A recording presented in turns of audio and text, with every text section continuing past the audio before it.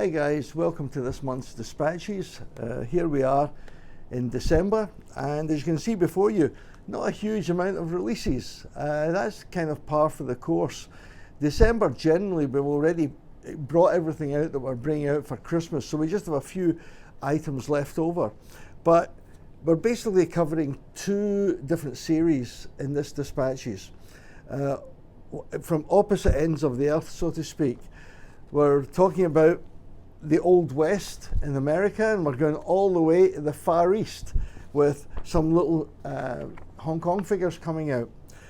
So without further ado, let's get down to the cavalry figures you see here. Now what you'll also see here is a few little sections from our cavalry fort, what we call Fort John Ford, which is based on, and these particular figures are based on the movies of John Ford, especially the Western movies, and especially three particular movies that are called the Cavalry Trilogy. And this was a series of three movies that John Ford, the great American movie director, made in 1948, 49, and 1950. And they're all to do with the US Cavalry operating in the southwest of the American states, basically a little bit of Texas, Utah, Arizona. And not only did he cover that area in the subject matter of the movies, but he obviously filmed them there, and he particularly liked Monument Valley, which is a fantastic area that straddles the borderline between Utah and Arizona. And it's got spectacular mountains and mountains, I think they call them buttes over there, huge lumps of sandstone that are all over that area, and they really are superb. And of course you've seen them in lots of movies. Anyway, these three movies were Fort Apache, She Wore a Yellow Ribbon, and Rio Grande. That was the three John Ford directed movies, and they all starred John Wayne.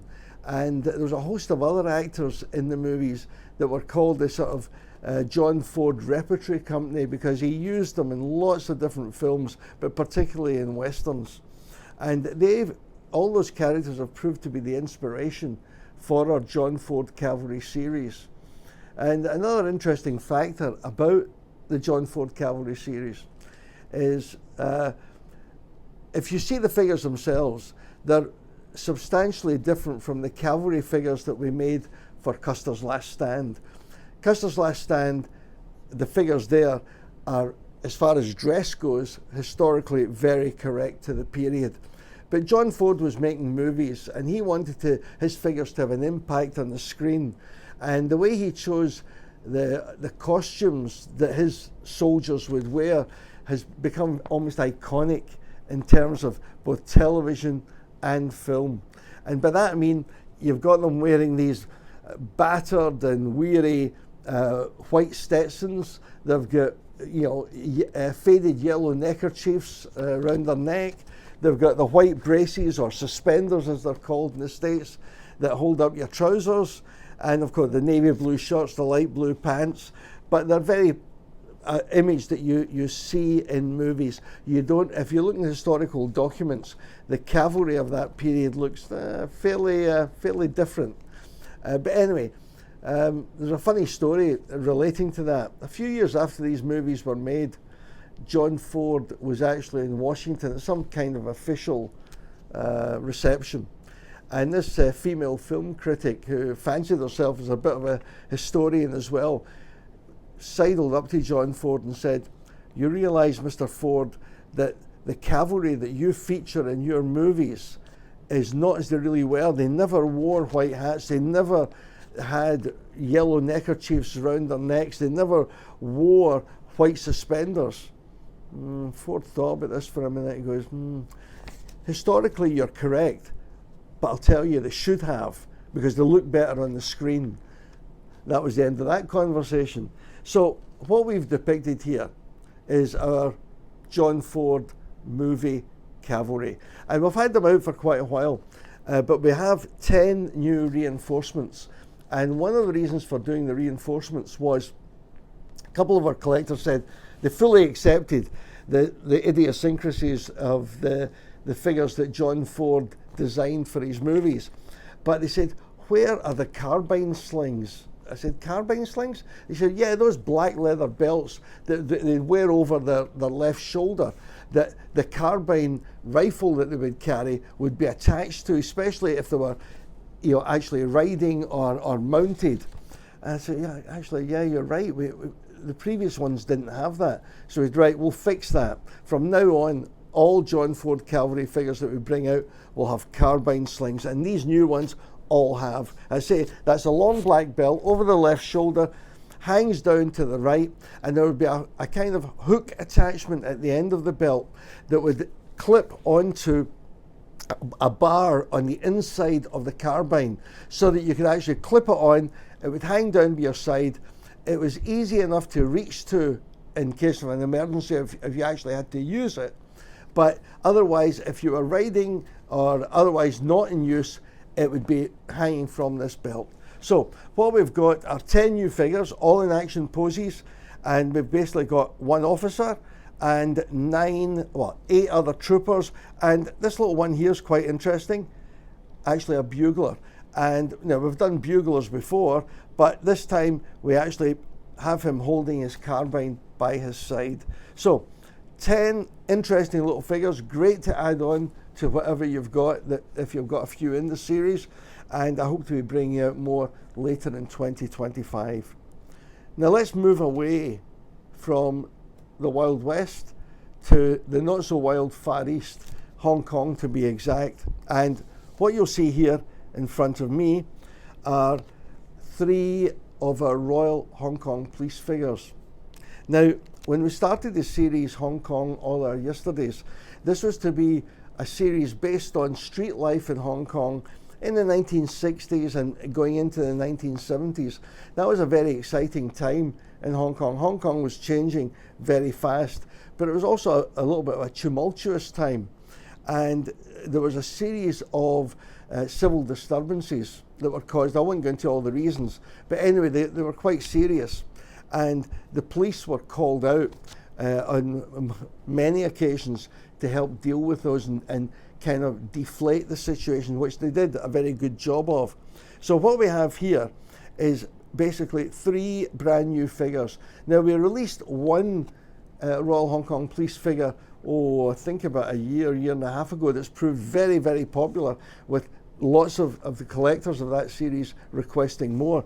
So what we have here is a little 2-figure set, and it's quite a nice little figure set. It's based on an actual photograph taken from the disturbances of the late 60s, and it showed this little Hong Kong woman who's obviously very angry at something, and she's standing in the street berating this much taller Guilo inspector. Now, I should explain something. The word Guilo is a Cantonese slang term, which literally translated means white devil or white ghost. Now, originally it was a slang term that was not meant in the nicest possible way, but over the years it's come to be a term that Westerners like myself use about ourselves living and working in Hong Kong. So we use it both for ourselves and against ourselves, and it's lost a lot of the derogatory, what can I say,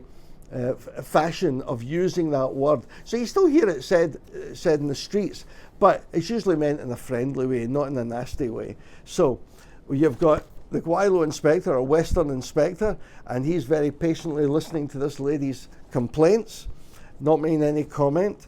Next to him is our police sergeant. Now again, having been in the Hong Kong police briefly in Hong Kong, I realised how important sergeants were. And it's the same in the army. They say that the sergeants or NCOs are the backbone of any disciplined force, and that to a large extent is very true. You, as a more senior officer, you really need these guys as a link between yourself and the rank and file. And we also have here a Hong Kong constable of the Royal Hong Kong Police, and he's on the beat. So that's our sergeant, and again, you'll recognise him because he's got 3 chevrons on the sleeves, on both sleeves in fact, and they were, until the uniforms changed, they were metal chevrons that you pinned on.